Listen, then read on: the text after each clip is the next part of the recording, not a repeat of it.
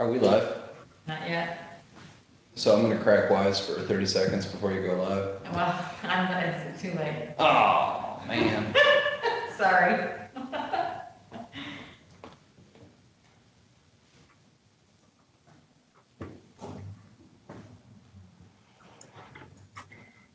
All right, now it's fine. So we're just waiting for Chris.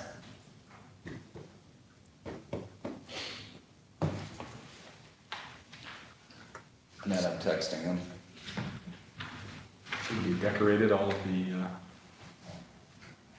wipes there? That would be Kim Feddison. Some All right, that's- bedazzled disinfecting wipes. Yeah, it is bedazzling.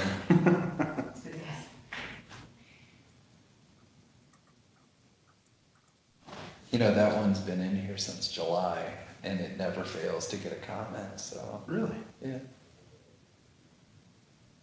That's the first time I've noticed that there's sequins on it. Yeah. I don't know if everybody gets sequins, if it's just our room. I think it's just our room. Yeah. All right, come on, Chris.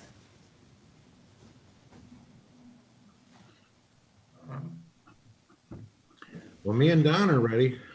Here he is, here he is. Oh, perfect. There we go. Now we have a form.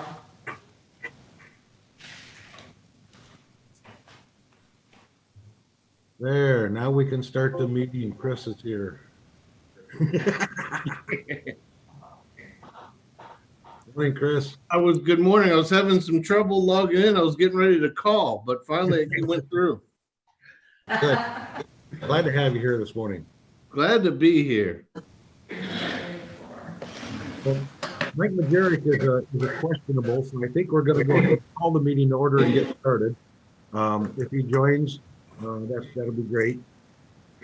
So we'll call the meeting to order, and Annette, if you would please take the roll. Yep, and please remember that you're staying, you're via Zoom wherever you are. Commissioner Curran, Zoom, Niles Township. Commissioner Meeks, Then here, Zoom in Big Charter Township. Commissioner Hugel, Zoom in St. Joseph, Michigan. and Commissioner Majerick is absent. All right, you have a quorum. Okay, thank you, Annette. First item on the agenda is Resolution A 2012424, Prosecutor Forensic Lab Agreement, Rental Agreement, or Renewal Agreement. Annette? Yep, so I didn't think you needed to have the prosecutor come here. This is the renewal that we do every year with Andrews. I will say that last year we tweaked it just a little bit because there was a misunderstanding about the budgeting and how that works. Because built into the contract of that is the amount that they put into that line item for the actual, they put the contract cost in the line item and in the budget. So that's all done. It's basically just renewing it with them. Once again, it comes from the prosecutor's office every year. Okay, thank you. Hey, I noticed you put the account number in the resolution. Which account is that? Is that the millage? 265 probably, yes. I think that is a special fund. I'd have to double check that for sure, but with that kind of a starting, I think it is. Okay, thank you. If there are no objections, we will move that resolution forward. Very good. Okay, next is resolutions 2428 and 2429. And we have Paul here this morning. I think is going to explain those to us. Morning, Paul. Good morning, sir. Good morning, everyone. I'd be happy to cover any of this again. Go ahead. Yeah, please proceed. So thank you. I'm here to request that these two resolutions move forward for two attorney service contracts which were put out by the Family Division of the Berrien County Trial Court. These are the juvenile delinquency contract as well as the protective proceedings contract. These are for 2-year terms, and the current term for both is ending this year. Of significant importance is that the Family Division has worked tirelessly over the last several years to be at the forefront of the state to implement best practices, improvements to representation for both of these contracts. There has been a significant lack of competition over at least 10 years, especially on the protective proceedings contract. And there's been a reluctance to implement some of these improvement measures. The bench and the administration, the family division, requested a meeting with the county administrator over the summer, and we formed we call it the Family Division Work Group, which consisted of a family division judge, attorney referees, the trial court administrator, and the family division administrator, myself, and corporate counsel. And we revised the previous contracts to include these improvement measures.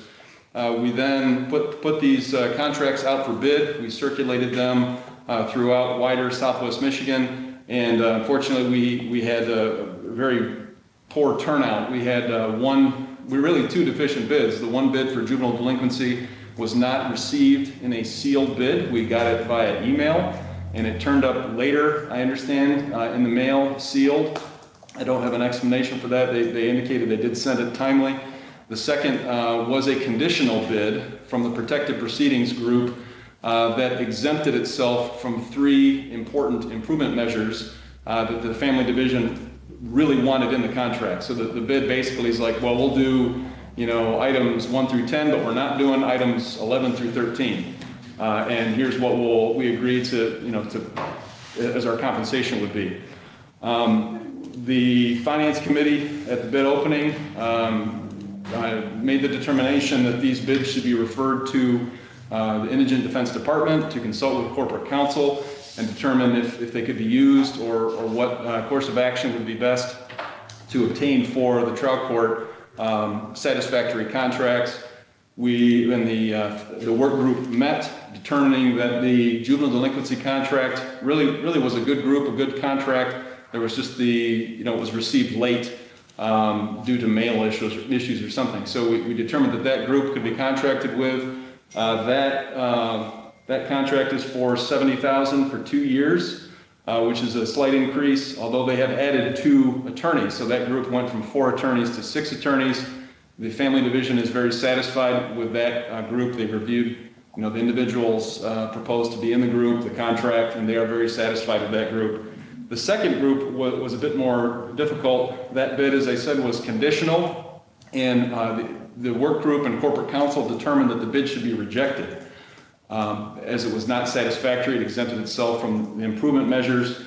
Corporate counsel's suggestion, or rather the corporate counsel's determination, was that we should try to see if there was a group out there that could be formed to meet the obligations of this contract. To that end, I was asked by corporate counsel to reach out to some local attorneys and see if they would form amongst themselves a group. I made several phone calls, and then the group negotiated amongst themselves. I took no part in those negotiations, but they did form a very satisfactory group. It's much larger.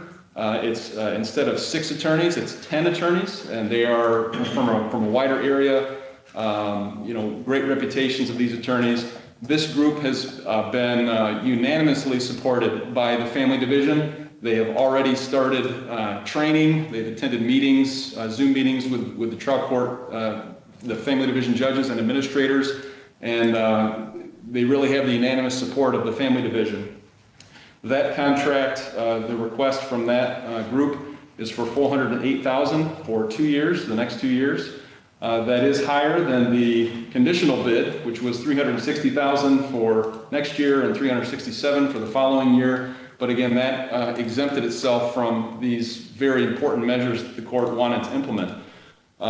As I indicated, the family division wants this group. They have approved of it, and we are requesting that that resolution be approved so that contract may be executed by Chairman Elliott.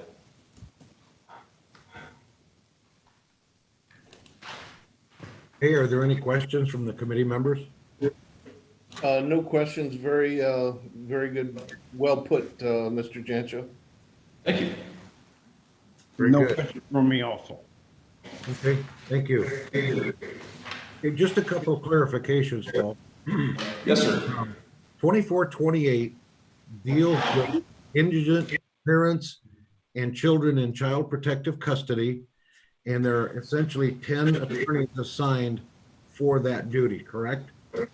Yes, sir.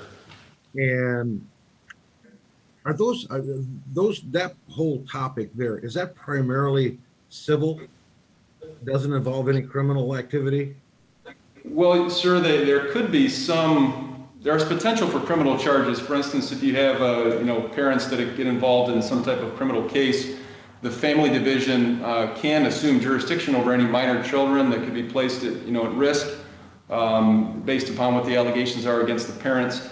Our office, the public defender's office, may end up representing the parents if there was a pending criminal case, but the family division, that is a civil matter, and these are separate attorneys for that matter. Okay. And then 2429 deals with indigent juveniles. I see there's 5 assigned to that, and 3 of them are coming from the other group. Is that right? I believe so. There are 6, and I believe that yes, 3 are from the previous group, and then a new additional 3 attorneys. Okay. One attorney, Jason Ingram, was the one attorney that's no longer going to be a part of that. He indicated he was just too busy and wanted to focus on adult indigent representation. Okay, great. And I know you talked about the numbers in the budget. These numbers for this year and next year, are they in the budget? Are they in your budget? And they're not in the indigent defense budget, no, sir. They're general fund, is my understanding. Yeah. Okay, then next year, will they be picked up by MIDC? No, sir. So MIDC only funds adult indigent representation. My regional manager has indicated to me that I am able to do this work supervising basically because I'm donating my time. That's what she indicated to me, which I'm happy to do. But our office cannot we cannot staff or provide funding for these contracts. Jim, this is going to be tied back to the general fund, our allocation over to the courts. If approved, finance is aware of the increased cost and will be taking steps to amend.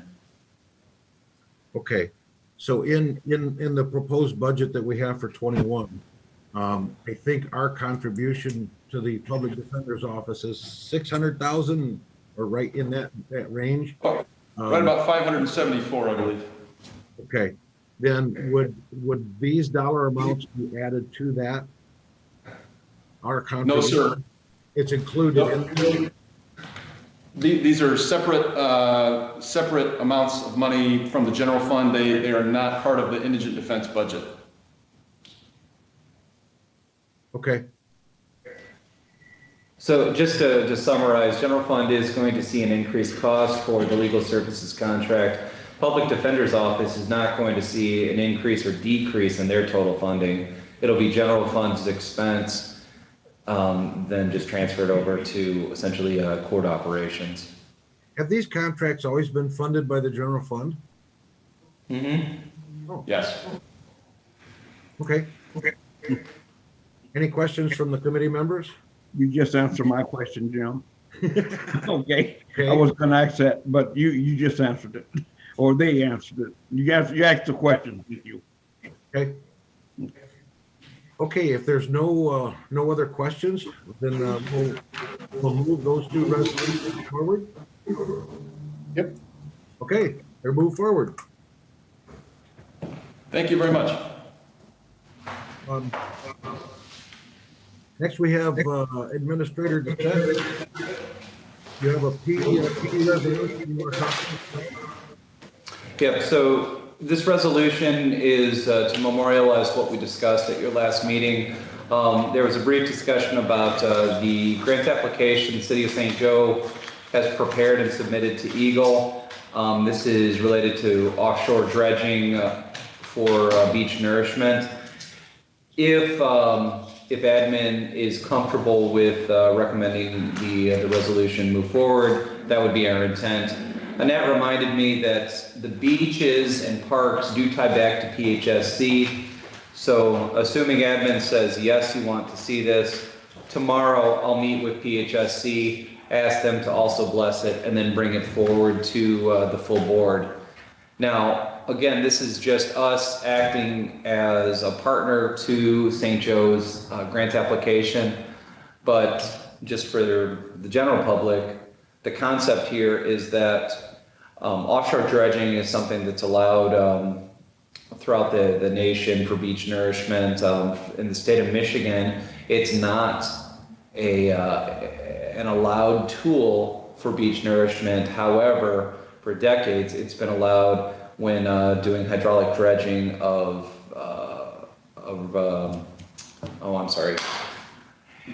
when you're dredging within working rivers and harbors, you're allowed to do you're allowed to do hydraulic dredging and then do beach nourishment. What we're not currently allowed to do is offshore dredging specifically for beach nourishment. The grant application is seeking funds to study whether or not that should be a viable tool for local units up and down the lake shore. If the grant is approved, we'd spend about a year studying whether or not that's a viable tool. And if it is deemed to be a viable tool, we would then ask Eagle to reconsider their law or their rules and potentially opening it up for Marion County, for communities up and down the lake shore to use that instead of relying solely on mechanical, the process of bringing in beach nourishment and or the armoring of beaches to deal with erosion control. That was kind of a long-winded explanation, but that's what this resolution seeks to do. Do you need a motion to recommend that? Yeah, that would be ideal. You want a motion? Sure. Well, I'll make that motion. Okay. Chris? Okay, Chris supported Annette. Okay. Okay, well, Madam Secretary, please call the roll. Commissioner Kern? Yes? Commissioner Meeks? Yes. Commissioner Hugel? Yes. Motion carries. Okay, great. Brian, I kind of have a question for you, if you can answer it. Yeah, fire away. We used to be involved in dredging the harbor, and that was basically silt, and it could not be placed on the beach or be used for nourishment. It had to be taken off site. Is there a difference between what settles in the bottom of the lake and what settles in the bottom of the lake, in the open lake, that it's not silt, that it's actually just good sand to come back? So it's going to be similar material.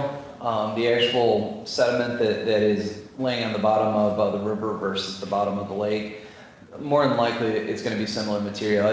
The issue as to whether or not you're allowed to do beach nourishment with it is tied to whether or not there's any contamination.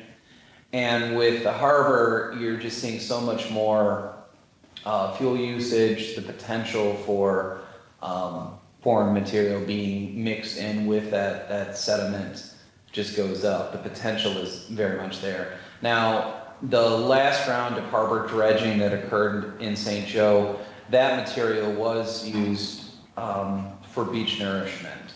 And that's something that the Army Corps and Eagle have permitted.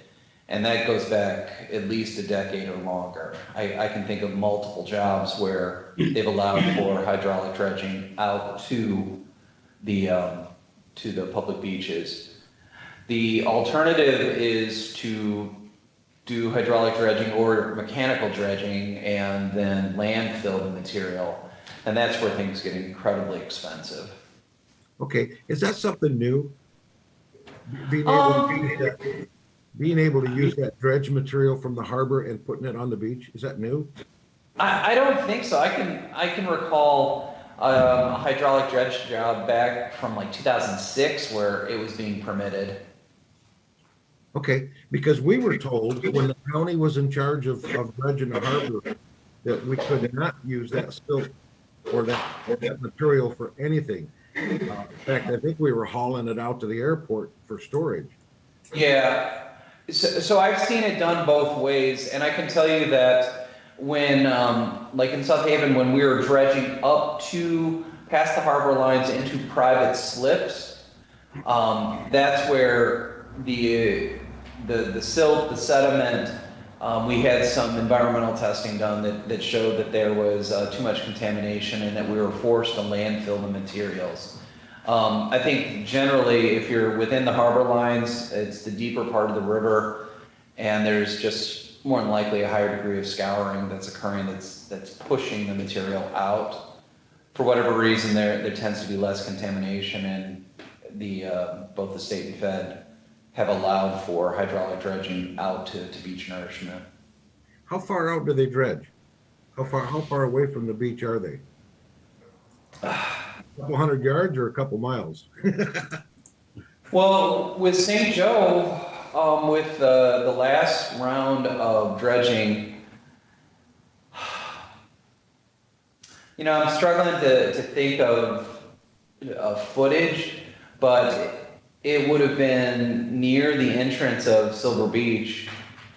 I mean, that's how far they were able to pipe the material. But to say how many feet that is, just ballparking, I'm not real sure. Well, how far out is the hydraulic machine gathering the sand? How far out away from the shoreline is it? Oh, as far as if we were to do hydraulic offshore dredging, Yes.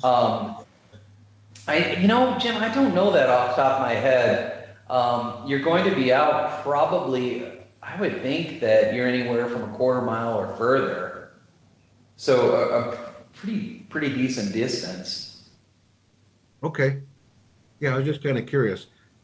And then Okay, I may weigh in on this. One of the problems they have had with dredging in the harbor is the chemicals, like from the farming, and like PCB and the thing. But over the years, I think a lot of things have changed the way we have did things.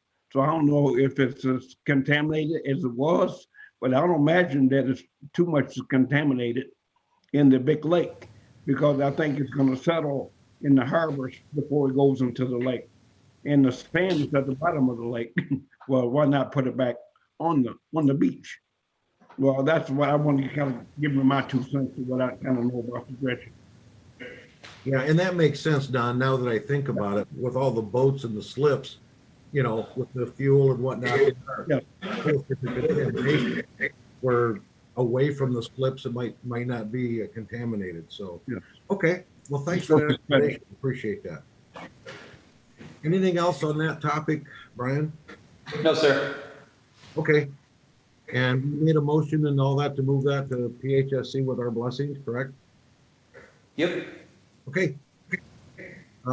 Next thing I have is minutes from these December 6th meeting. We had a chance to see them, and we will make a motion to approve them. I'll make a motion to approve the minutes as presented. Well, I'll second that motion. Okay, thank you. Any discussion? Annette, you're up. Commissioner Hugel, Yes. Commissioner Meeks, Yes. Commissioner Curran. Yes. Thank you. Okay, Annette or Brian, do you have anything else for us? No, I appreciate the group getting together on relatively short notice, so thank you.